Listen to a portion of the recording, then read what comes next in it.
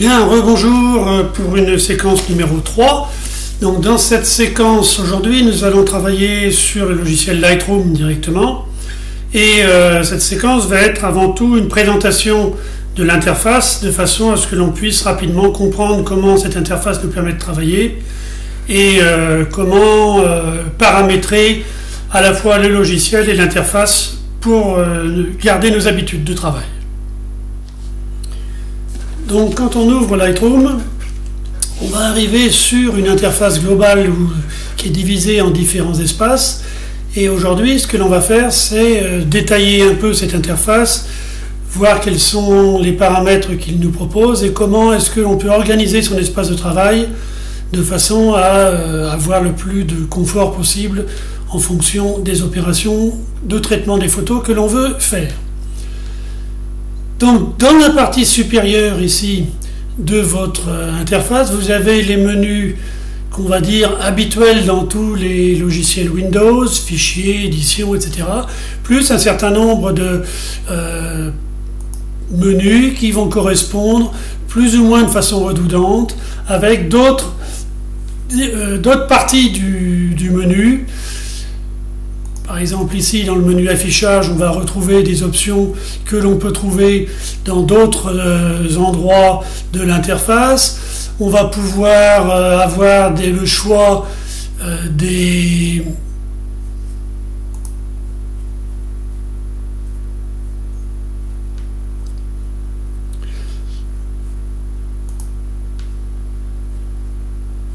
Donc, quand on ouvre Lightroom, on arrive sur une interface globale qui est décomposée en plusieurs éléments. Et ce sont ces éléments, leurs fonctions, leur nature, leur arrangement, leur disposition, que l'on va étudier un petit peu dans cette séquence. Dans le haut de l'écran, dans la partie blanche ici, blanche qui correspond à l'organisation de Windows que j'ai choisie, mais qui est généralement de cette façon-là si on la laisse standard, on a tous les menus principaux, je dirais, des logiciels que l'on trouve dans Windows.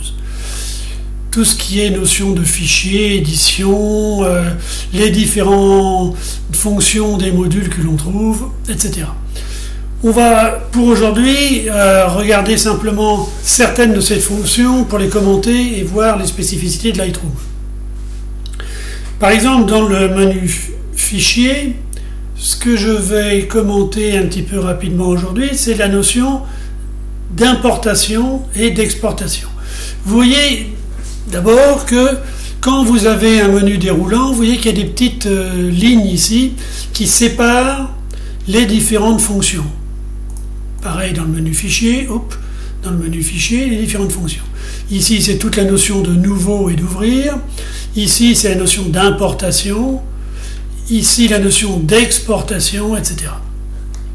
Donc, ce qu'il faut bien comprendre, et il faut garder à l'esprit certains éléments que j'ai expliqués dans les séquences précédentes, quand on travaille sous Lightroom, on ne va pas travailler directement sur le fichier RAW, ou JPEG, mais plutôt RAW, qui est inscrit sur le disque dur, qui est sauvegardé sur le disque dur. Toutes les opérations que l'on fait sont sauvegardées dans un fichier différent, complémentaire, généralement invisible. Il est associé à l'image, mais il n'en fait pas partie, ce qui nous permet d'avoir cette notion de non-destruction des données. Et donc, pour travailler sur une image, il faut d'abord dire au logiciel d'aller la chercher sur votre disque dur ou éventuellement, si vous le faites directement à partir de la carte mémoire de votre appareil photo, d'aller chercher ce fichier là où il se trouve et de l'importer dans le logiciel Lightroom. Ce sont toutes les fonctions d'importation. On imagine qu'ensuite vous allez travailler sur ces photos, fixer les paramètres qui sont manquants dans le RAW, éventuellement apporter quelques modifications, mineures ou majeures, peu importe. Et une fois que vous aurez terminé ces modifications, vous voudrez garder une trace de l'image complète avec les modifications. Tant que vous avez travaillé sur le fichier sous Lightroom, tant que vous avez modifié l'image sous Lightroom, l'image n'a pas bougé sur le disque dur. Donc vous n'avez qu'un fichier sur le disque. À partir du moment où vous allez vouloir garder une copie de ce travail terminé, il va falloir dire au logiciel d'exporter votre photo vers le disque dur. Donc à ce moment-là, simplement, si vous exportez, vous aurez un deuxième fichier qui prendra la place qu'il prendra sur le disque dur. C'est ça la notion d'exportation. Et vous regardez, pour cette raison-là, on n'a pas dans l'écran d'option de sauvegarde de votre fichier parce que automatiquement les modifications que vous apportez sont sauvegardées dans le catalogue sur lequel vous travaillez. On reviendra plus tard sur ces notions de catalogue. Dans les commandes générales, on va aller voir également le menu édition. Pardon, j'ai oublié dans le menu fichier, le menu, voilà, module externe. Vous vous rappelez que dans la séquence précédente, je vous ai dit que Lightroom permettait de faire des allers-retours avec d'autres logiciels de traitement d'images, Photoshop, etc. Et également le, entre guillemets, concurrent direct, qui est DxO Photolab. Eh bien, vous pouvez, à partir de Lightroom, transférer une photo vers Photolab, par exemple pour des traitements qui sont meilleurs sous Photolab que sous Lightroom. Je pense en particulier au traitement premium du bruit. Et c'est ici que vous allez trouver cette notion de module externe. Photolab apparaît comme un module externe de Lightroom. Et quand vous aurez fini vos manipulations sous DxO Photolab, vous avez vu dans la séquence précédente qu'il y a un petit bouton dans Photolab qui indique retour vers Lightroom. Et à ce moment-là, vous aurez une deuxième image qui viendra par le biais d'une importation automatique dans cette interface de bibliothèque. Dans le menu édition, je vais m'attarder un tout petit peu sur le panneau des préférences pour vous indiquer quelques petits points sur lesquels il faut porter un petit peu votre attention. Vous voyez que au démarrage, on vous propose de charger un catalogue. Un catalogue, j'y reviendrai plus en détail, mais en gros, c'est une base de données organisée par Lightroom où vont être sauvegardées toutes les photos, toutes les modifications, tous les paramètres que vous aurez attribués à vos photos. Donc vous pouvez aller chercher ici tous les catalogues. Par exemple, ici, j'ai fait un catalogue qu'on utilisera un peu plus tard sur démo. Eh bien, je pourrais charger uniquement ce catalogue et revenir ensuite à mon catalogue de travail personnel. On va pouvoir aller également vérifier dans édition externe la nature des fichiers que l'on va échanger avec les autres logiciels. Alors, vous avez ici deux espaces en particulier dans l'interface. Un espace ici qui dit modifier dans Adobe Photoshop et un autre espace qui reprend les mêmes fonctions qui est éditeur externe supplémentaire. Autrement dit, si vous voulez aller exporter dans un autre logiciel que Photoshop. Donc il s'agit d'indiquer ici le type de fichier et tous les paramètres que vous voulez utiliser de façon à ce que ce fichier soit envoyé vers Photoshop ici et vous retournez ensuite par le biais d'une importation automatique vers Lightroom. Moi j'ai choisi ici le format TIFF tout simplement parce que c'est un format qui me permet de garder l'intégralité de mes données et je prends en plus, vous voyez, un format non compressé de façon à ne rien perdre comme données et donc à pouvoir garder toute latitude pour faire les modifications, même majeures, que je veux apporter à mon image. Pensez à l'espace colorimétrique. L'espace colorimétrique, je vous renvoie vers le logiciel d'Alain Lambert, enfin le tutoriel d'Alain Lambert, qui vous explique ça très bien et mieux que moi. C'est l'espace dans lequel vous allez travailler. Vous avez un choix entre les principaux espaces de couleurs qui existent, ProPhoto RVB qui est le plus large espace dans lequel on puisse travailler, Adobe RVB et sRVB. sRVB c'est le plus petit c'est celui où on a le moins de nuances possible, mais c'est un espace sur lequel on est obligé de travailler parce que c'est l'espace du web. Et si l'on veut même projeter des photos ou aller dans les salons ou les concours de la FPF, les images projetées sont automatiquement projetées en SRVB. Donc il faut toujours faire attention à ce que quand vous exporterez une image vers SRVB, vérifiez que les couleurs, les tonalités sont bien le plus proche possible de l'espace dans lequel vous avez travaillé au début. Moi je prends Adobe RVB tout simplement parce que il est suffisamment grand pour avoir une variété de couleurs intéressante et il ne fait pas un écart trop marqué avec SRVB. Je veux dire par là, au début j'avais voulu bien faire, j'avais paramétré aussi bien Lightroom que Photoshop en espace Pro RVB. Et je me suis aperçu quand j'exportais en SRVB, pour aller montrer par exemple des photos au club, que j'avais des changements de teinte assez marqués et souvent qui ne me plaisaient pas du tout, en particulier dans les teintes cyan et magenta. Donc je suis passé à Adobe RVB où j'ai moins de grosses différences et ça me permet de travailler avec une latitude suffisamment bonne, y compris pour imprimer mes images après sous l'imprimante que j'ai qui a un espace de couleur assez grand. Et je ne garde SRVB que pour paramétrer mes exportations, on le verra plus tard, mes exportations vers JPEG. À noter que il faudrait penser à paramétrer également votre espace de couleur dans votre appareil photo, sachant que votre appareil photo vous laisse généralement le choix entre Adobe RVB et SRVB. Raison de plus pour ne pas avoir choisi pour ma part Pro RVB, puisque j'aurai de toute façon des teintes au départ qui ne s'intégreraient pas intégralement dans l'espace.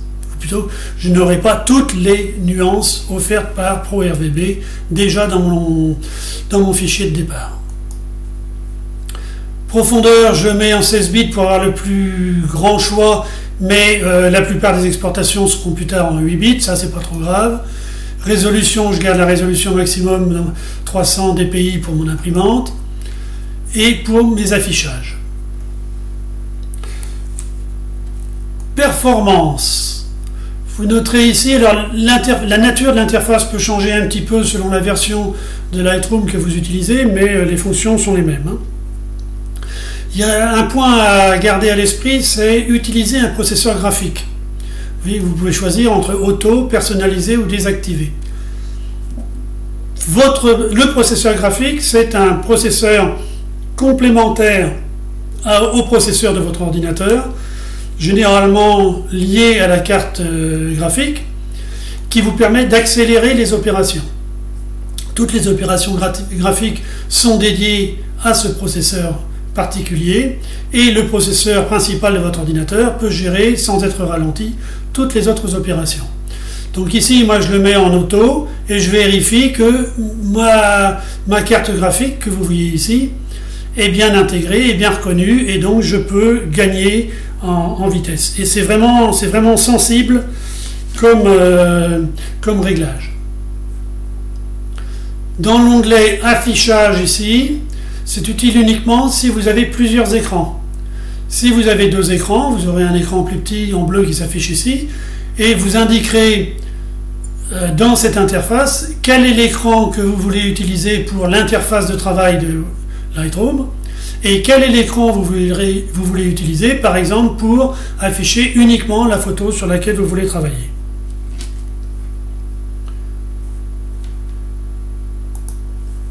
Toujours dans le menu édition, je commenterai rapidement la ligne paramètres du catalogue. Donc le catalogue, je vous l'ai dit rapidement, c'est la base de données principale de Lightroom. Il faut savoir que si vous perdez votre disque dur, votre catalogue sera perdu également. Donc il faut toujours le sauvegarder en même temps que vos photos. Donc vous avez ici un menu qui vous permet de définir la fréquence de sauvegarde de votre catalogue. Ça ne sauvegarde que le catalogue et donc toutes les options, les modifications qui sont prévues dedans. Ça ne sauvegarde pas les photos, les fichiers RAW ou les fichiers JPEG que vous aurez exportés ou les fichiers TIFF, peu importe, tout ce que vous aurez exporté à l'extérieur. Donc, moi, je le paramètre une fois par semaine, ce qui est une fréquence bonne pour éviter les mauvaises surprises. Sachant que quand j'importe un grand nombre de photos suite à, par exemple, une séance de prise de vue, et que je veux être sûr de ne pas perdre ces photos au cas où j'ai un crash, je vais indiquer à la prochaine fermeture de Lightroom, je ferai OK, et je vais le faire tout de suite, à la prochaine fermeture de Lightroom, je fais OK, et je ferme aussitôt Lightroom. Et là, il me demande, est-ce que je veux sauvegarder? Donc je sauvegarde, et la prochaine fois que je rouvrirai Lightroom, je me retrouverai automatiquement à une fois par semaine. Voilà ce qui se passe, il sauvegarde mon catalogue, et je n'ai plus qu'à relancer Lightroom de façon à récupérer mon espace de travail, mais toutes mes données de catalogue ont été sauvegardées.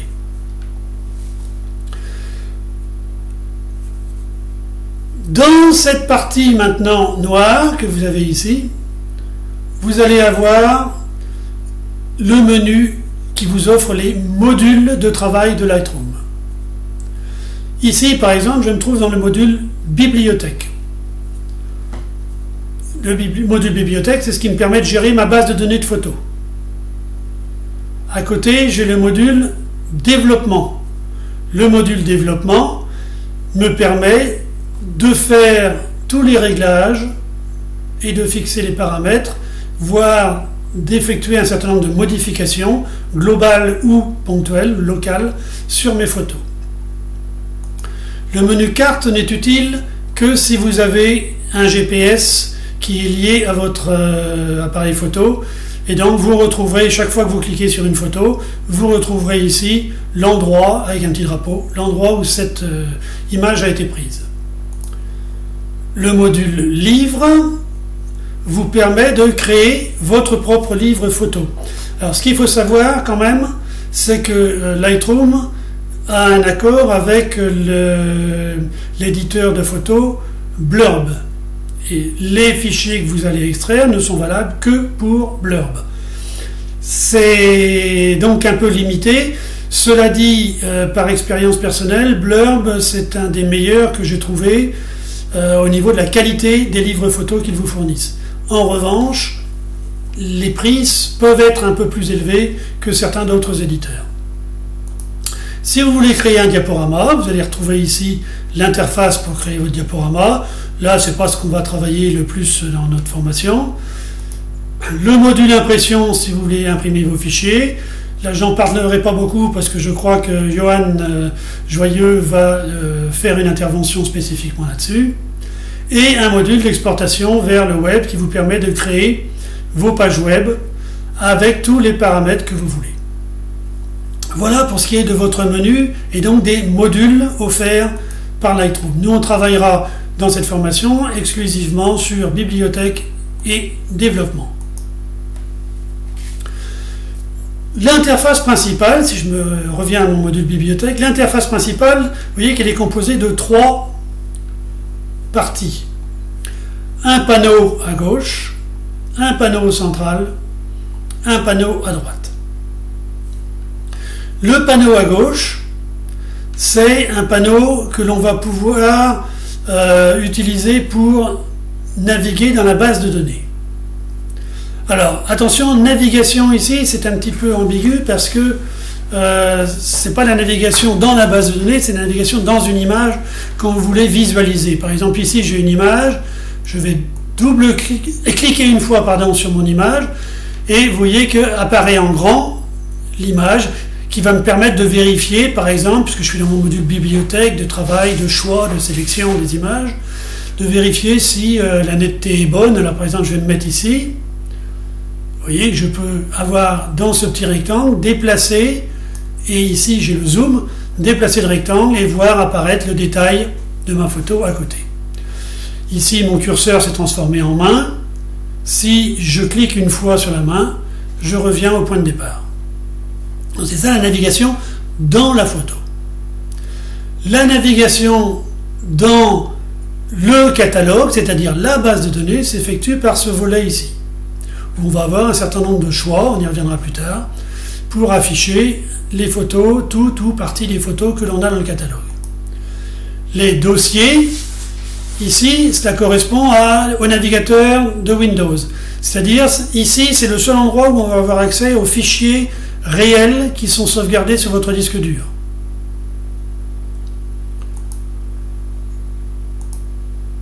Et les collections, on y reviendra aussi bien sûr plus tard, c'est les thématiques, par l'intermédiaire de mots-clés en particulier, mais les thématiques sous lesquelles on a classé nos photos à l'intérieur de la base de données. Vous voyez par exemple ici, France, Le Havre, Normandie, voyages, animaux, brume, etc. Donc ça, ce sont des thématiques qui n'affectent pas les fichiers qui sont sauvegardés sur le disque dur. Si je clique ici avec mon bouton droit de la souris sur l'interface, vous voyez que j'ai un mode solo qui apparaît ou pas. Si j'enlève le mode solo, je vais pouvoir dérouler ici chacun des menus et les voir s'afficher tous les uns derrière les autres. C'est un choix. Quand on a beaucoup de menus où chacun des menus est assez long, on va avoir ici un déroulement de l'image qui est assez long à effectuer. Donc, si on clique ici sur le mode solo, on ne fera afficher qu'un des menus, des sous-menus à la fois. Si j'ai dossier ouvert et je clique sur catalogue, vous voyez que dossier se ferme et ouvre à la place catalogue. Si je mets sur collection, catalogue se ferme et collection s'ouvre. Ça permet de gagner un petit peu de temps quand on a des grands menus déroulants. C'est surtout ça. Vous noterez également que, toujours dans le bouton droit de la souris, clique sur l'interface, j'ai ici un choix de sous-menus à montrer. Ici, j'ai catalogue, que vous voyez à côté, dossier, collection, mais j'ai aussi, si je veux, les services de publication qui sont fournis, qui sont les liens, grosso modo, avec les réseaux sociaux. Moi, je ne l'utilise pas, donc j'enlève ici pour alléger mon interface. Ça, c'est le panneau de gauche. Vous voyez également qu'ici, j'ai une petite flèche. Si j'appuie sur cette petite flèche, mon panneau se rétracte. Si je rappuie ici, il revient. Je le rétracte. Sans cliquer sur quoi que ce soit, je vais, avec ma souris, toucher le bord de l'écran et là, automatiquement, mon panneau apparaît. Je peux faire une action sur les menus. Je ne clique sur rien, je remets mon curseur à l'extérieur et mon panneau disparaît. Donc ce sont des options pour gérer votre interface de la manière dont vous le souhaitez. L'idée, c'est de pouvoir paramétrer votre espace de travail de la façon qui vous correspond le mieux. Vous verrez aussi que sur ici le panneau de droite, vous pouvez faire exactement la même chose et configurer votre écran de la même façon. Alors à quoi ça sert? On va le voir juste après. Il faut bien garder à l'esprit que ici, par exemple, ce que je veux faire dans mon module bibliothèque, c'est travailler à la gestion de mes photos dans la base de données. Donc j'ai besoin assez souvent d'aller dans le catalogue, j'ai besoin d'aller dans les dossiers, j'ai besoin d'aller dans les collections. Donc pour moi, je laisse ce panneau-là ouvert. J'ai moins besoin de travailler sur l'image à part pour vérifier sa netteté, pour aller effectuer mes sélections. Mais dans ce cas-là, on voit bien que je peux aller travailler directement par le biais de mon outil de navigation ici. Alors que dans d'autres modules, on verra que c'est moins utile. Donc je garde mon panneau ouvert, je garde ma photo ici, et je garde mon panneau de droit ouvert également, tout simplement parce que dans le module bibliothèque, et on va s'occuper maintenant du panneau de droite, j'ai un certain nombre d'outils qui correspondent à la gestion de cette base de données. J'ai un outil de développement rapide qui va me permettre de faire quelques corrections très rapides et très sommaires de ma photo.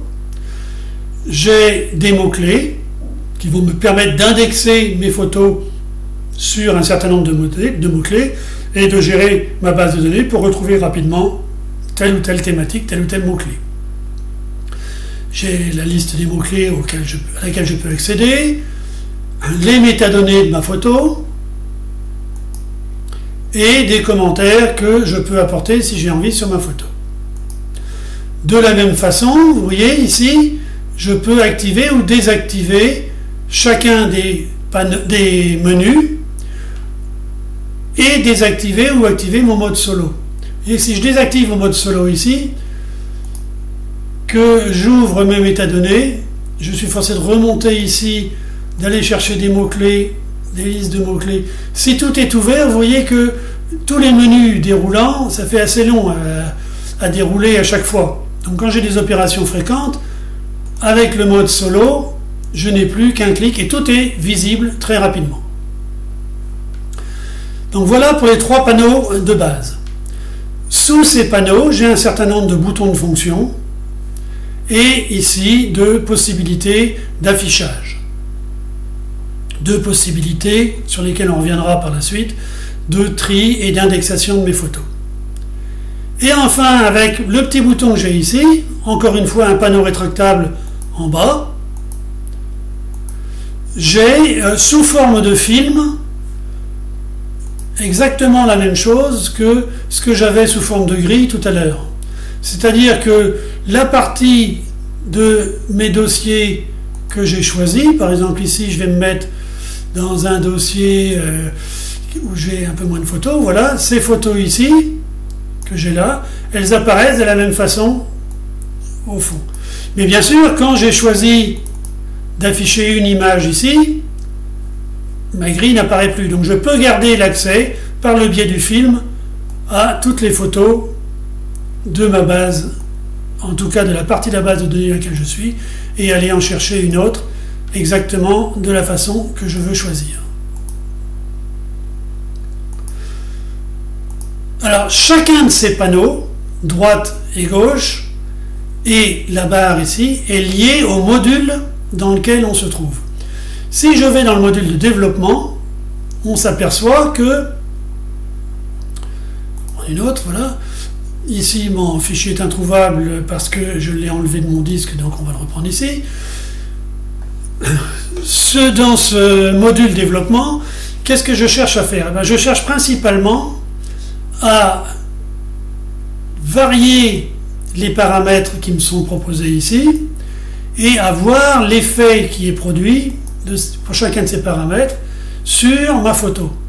Donc ce que je cherche, c'est à voir la photo la plus grande possible, de façon à voir dans le détail les variations que je vais apporter à mes photos. Donc j'ai enlevé ici mon panneau gauche, mais vous voyez que quand je viens sur le bord gauche de mon écran, il peut réapparaître quand même. J'ai enlevé le bas de défilement parce que pour le moment je travaille sur une photo, donc je n'ai pas besoin de tout, et je garde le maximum d'espace pour les fonctions que je veux travailler. Ce qu'il faut bien savoir, c'est que ce paramétrage de l'interface, il est sauvegardé automatiquement par Lightroom, et la prochaine fois que vous utiliserez, que vous réouvrirez Lightroom, eh bien vous aurez la possibilité de retrouver automatiquement l'espace de travail que vous avez choisi. Donc ça, c'est quand même très pratique. Les deux sont liés. Interface, affichage des panneaux, interface donc, et le module. Vous voyez, quand je reviens au module, je retrouve tous mes panneaux. Et ça vous permet de garder vos habitudes et d'aller beaucoup plus vite dans le travail que vous voulez faire. Vraiment quelque chose de très pratique. Et c'est pour ça que ça vaut le coup de passer un peu de temps avant de commencer à travailler, de passer un peu de temps à paramétrer votre interface. Rien n'est définitif. Chaque fois que vous changerez l'interface, elle sera mémorisée. Donc vous pouvez à tout moment modifier vos habitudes.